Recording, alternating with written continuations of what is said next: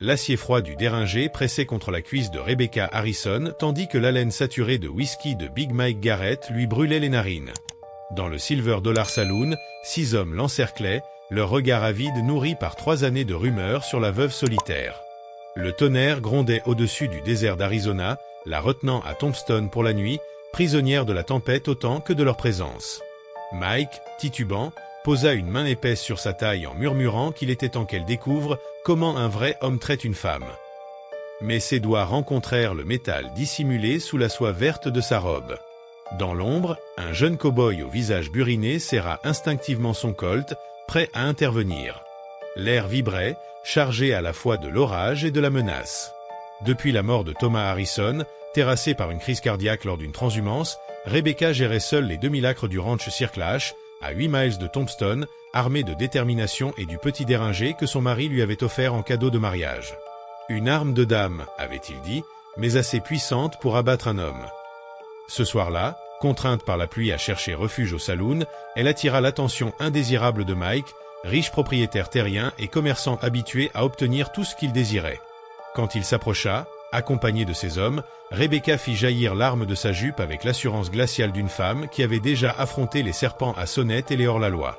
Le claquement sec du chien résonna dans le silence, plus fort que le tonnerre, et sa voix ferme ordonna à Mike de reculer. Il s'exécuta à contre-cœur, jurant que ce n'était pas fini, mais la détermination dans ses yeux prouva à tous qu'elle aurait tiré sans hésiter.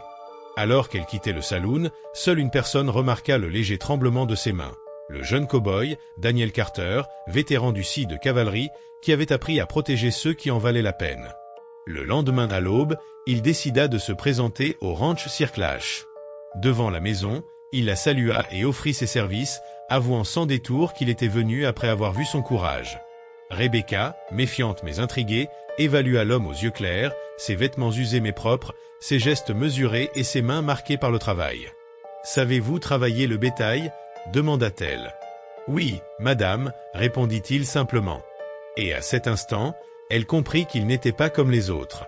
Le sourire de Dan était léger mais sincère. « Madame, j'ai passé 5 ans à maintenir la paix dans des contrées hostiles. Je crois pouvoir gérer les ennuis qui s'annoncent. » Rebecca Harrison n'était pas naïve. Elle avait dirigé seule son ranch pendant 3 ans, affronté sécheresse, effondrement du marché, voleurs de bétail, usurpateurs de terre, et des hommes persuadés qu'une veuve était une proie facile.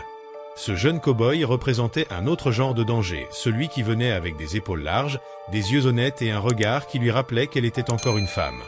Pourtant, elle avait besoin d'aide, et quelque chose dans son regard assuré lui disait que Daniel Carter tiendrait parole, quoi qu'il arrive. 30 $ par mois, les repas et un lit au dortoir, déclara-t-elle fermement. Mais si vous tentez quoi que ce soit d'inapproprié, vous ferez connaissance avec mon déringer. Je n'y songerai pas, madame.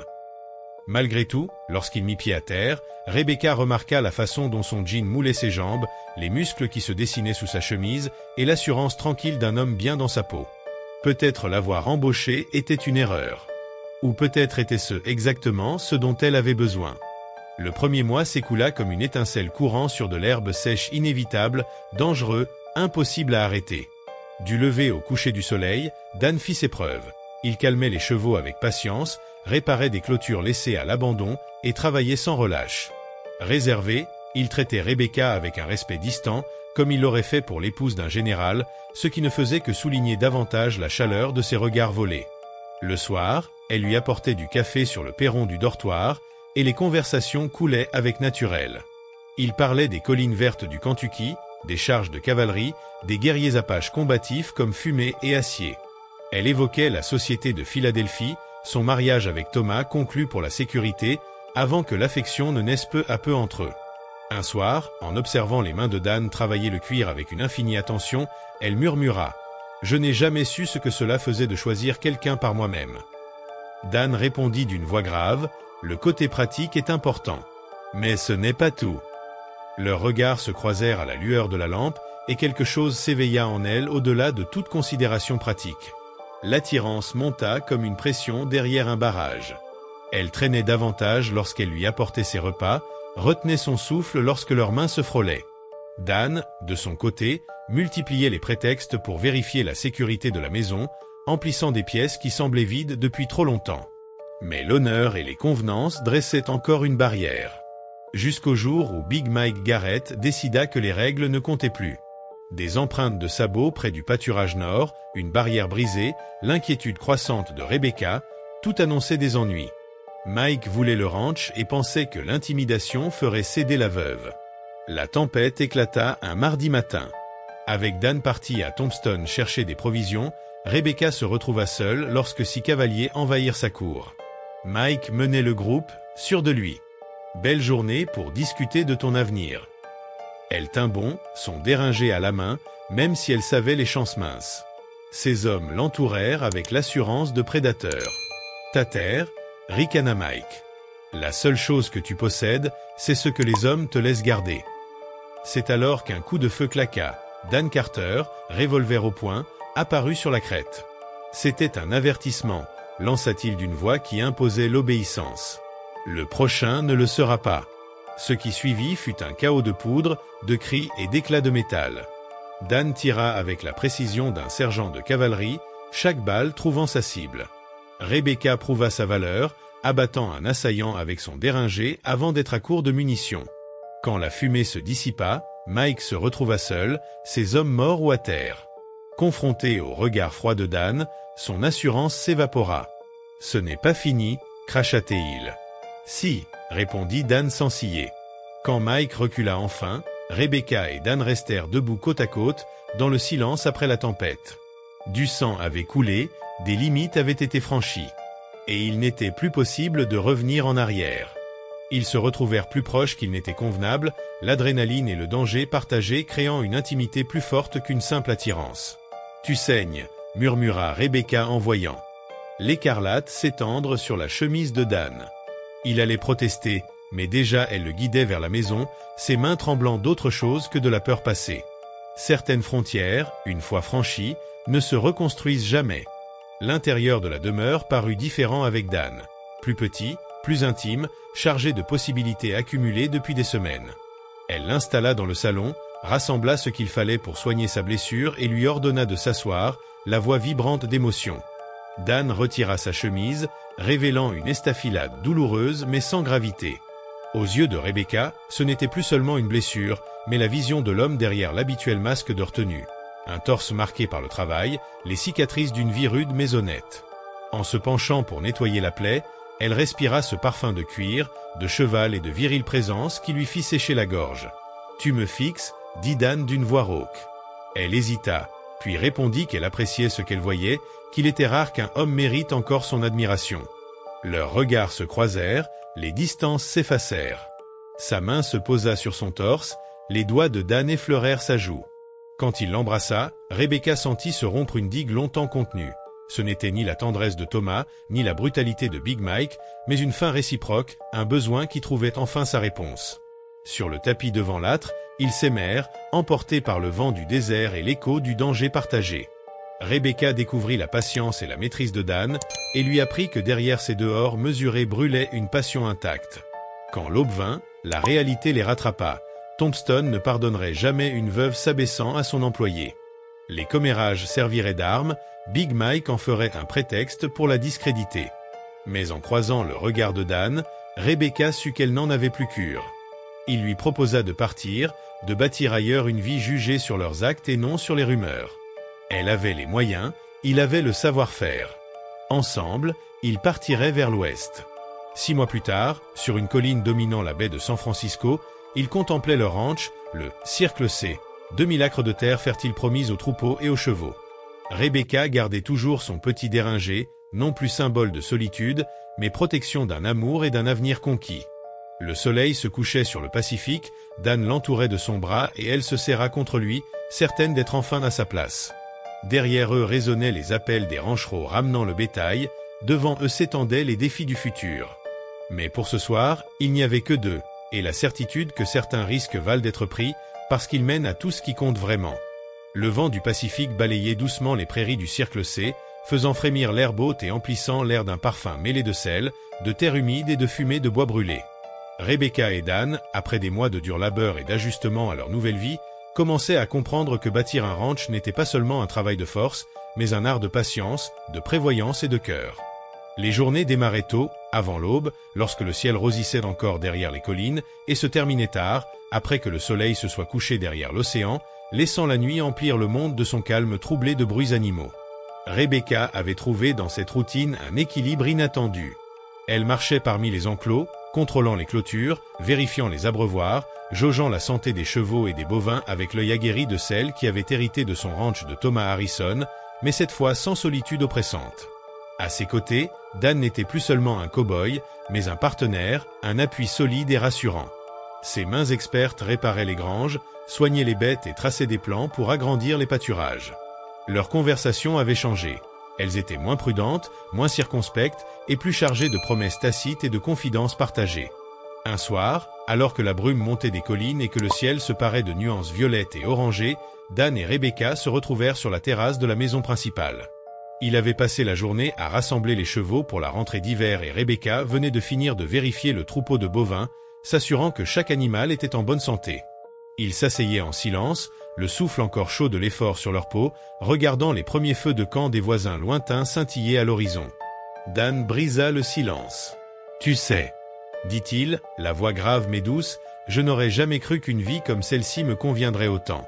Les villes, les régiments, tout ça, c'est bien, mais ici, je me sens vivant. » Rebecca esquissa un sourire, ses doigts effleurant les siens posés sur la rambarde. « Moi aussi, » murmura-t-elle. « J'avais l'habitude de me battre seule, contre le monde.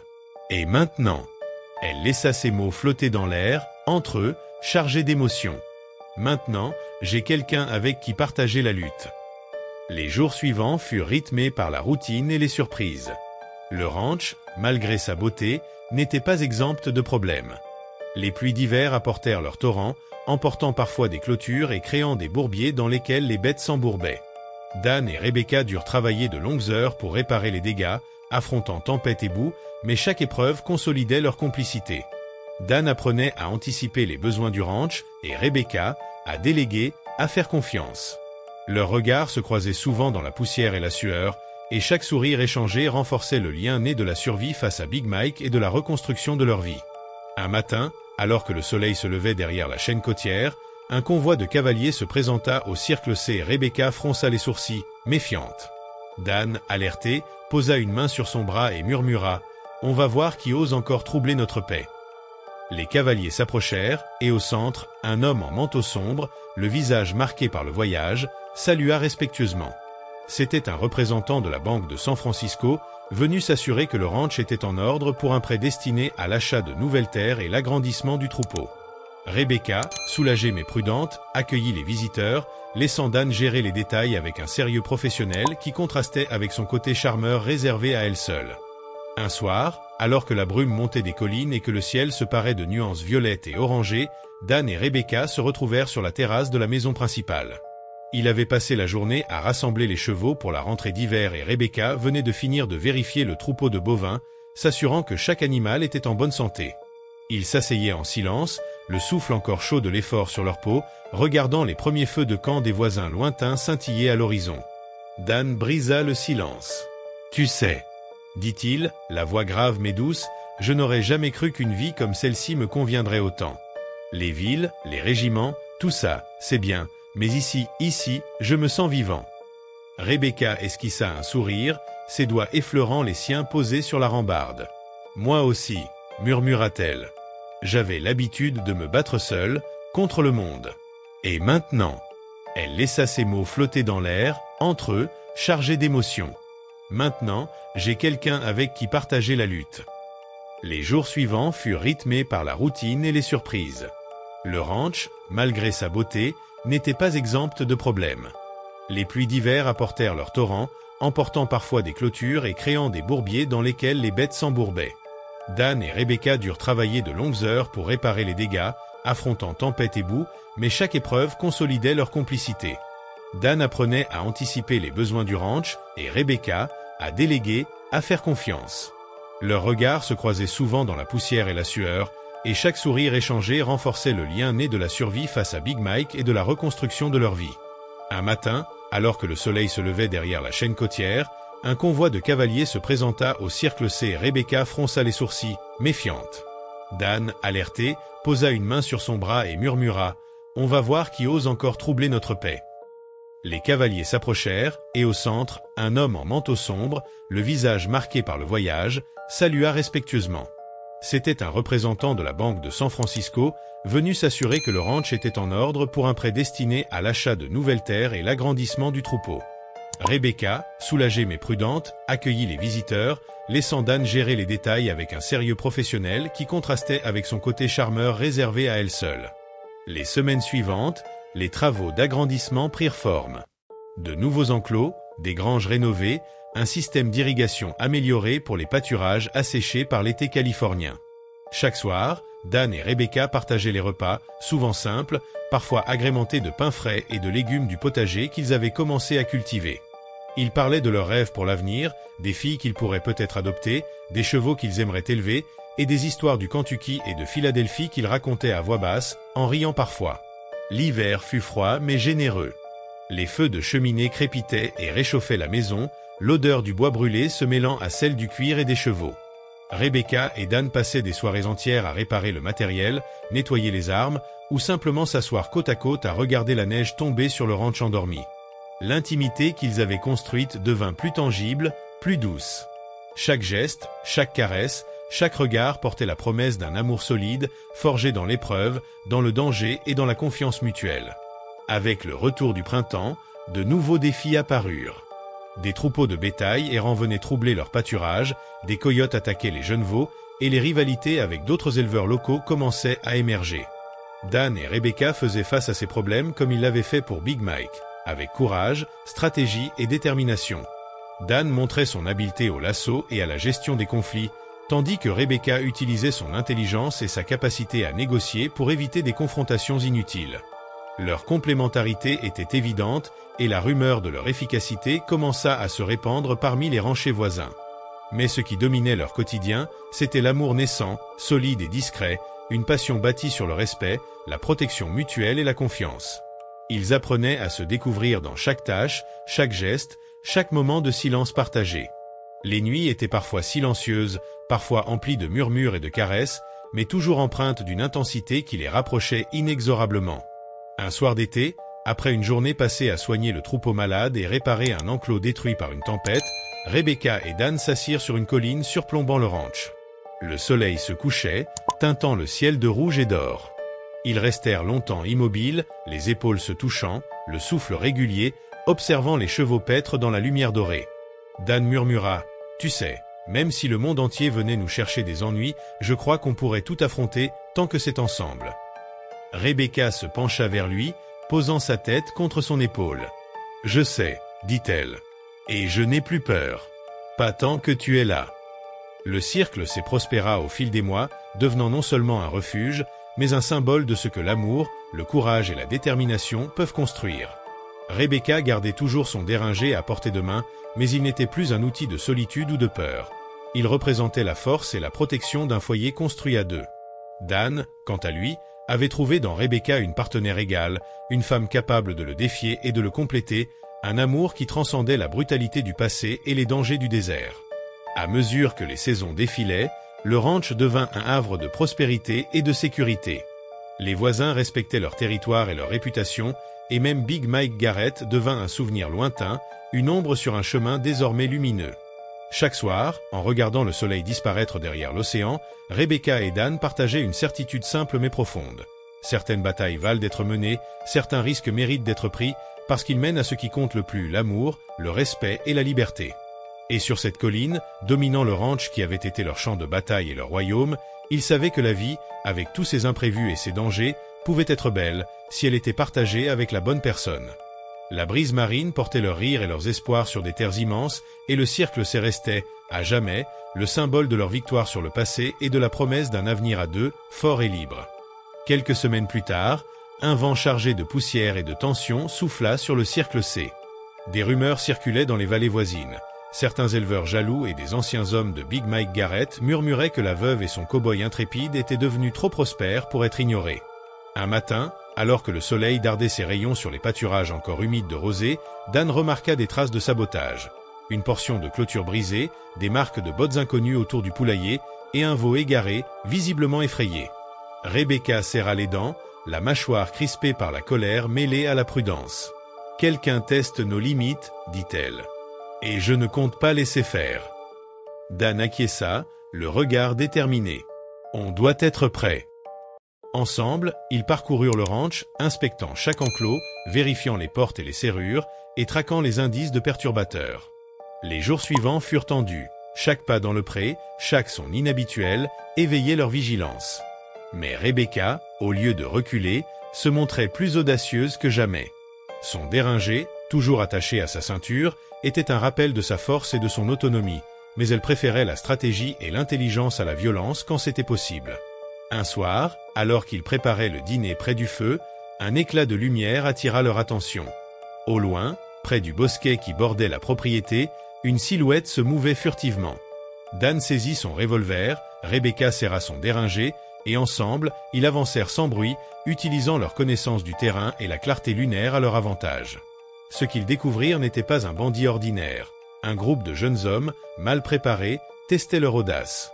La confrontation fut brève et décisive. Dan fit preuve de sang-froid et de maîtrise, forçant les intrus à reculer, tandis que Rebecca, la voix ferme et glaciale, les avertissait qu'ils jouaient avec le feu. Leur efficacité, combinée à la confiance et la force qu'ils dégageaient en couple, impressionna même les plus téméraires. La tension passée, ils se retrouvèrent au porche de la maison, le silence tombé autour d'eux comme un manteau. Rebecca posa sa main sur le bras de Dan, sentant la chaleur de sa peau après l'effort. « Je n'avais pas réalisé combien je pouvais compter sur quelqu'un », murmura-t-elle, les yeux brillants d'une émotion profonde. Dan répondit en effleurant ses doigts contre les siens. « Et moi, je n'avais pas réalisé combien il est rassurant d'être attendu, pas seulement pour ce que l'on fait, mais pour ce que l'on est. » Les jours suivants apportèrent leur lot de défis. Un incendie dans un enclos, un cheval malade nécessitant des soins constants et des négociations avec les propriétaires voisins pour partager l'eau des puits asséchés. À chaque épreuve, Rebecca et Dan s'appuyaient l'un sur l'autre, renforçant la confiance et l'intimité qui s'étaient tissées depuis le premier affrontement avec Big Mike. La vie au ranch, rude et imprévisible, devint un terrain de complicité et de passion. Un après-midi, alors qu'ils travaillaient à l'entretien des barrières, une nouvelle venue apparut. Une jeune fille du voisinage, nerveuse et curieuse, souhaitant apprendre le travail de la terre et du bétail. Rebecca l'accueillit avec prudence mais bienveillance, et Dan, avec sa patience habituelle, commença à lui montrer les rudiments de l'élevage et de la monte. La présence de cette jeune apprentie ajouta une dynamique nouvelle. Ils devaient enseigner, protéger et transmettre leurs connaissances, consolidant davantage leur rôle de leader et partenaire. Puis vint un hiver rigoureux, le plus froid depuis des années. La neige recouvrit les pâturages, gelant les points d'eau et rendant les déplacements difficiles. Dan et Rebecca travaillèrent sans relâche, allant jusqu'à créer des abris improvisés pour les veaux et les chevaux, utilisant leur imagination et leur expérience pour survivre à des conditions impitoyables. Le froid les rapprochait physiquement et émotionnellement. Se réchauffer l'un contre l'autre, partager des repas simples mais nourrissants au coin du feu et raconter des histoires du passé devint un rituel qui cimentait leur amour. Avec le retour du printemps, de nouveaux défis apparurent. Des maladies touchant le bétail, des coyotes audacieux et des tentatives d'extorsion par des hommes extérieurs.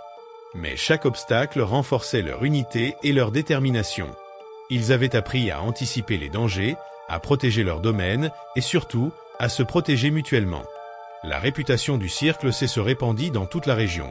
Le ranch appartenait à un couple capable de tout affronter, où le respect et l'amour s'alliaient à la force et au courage.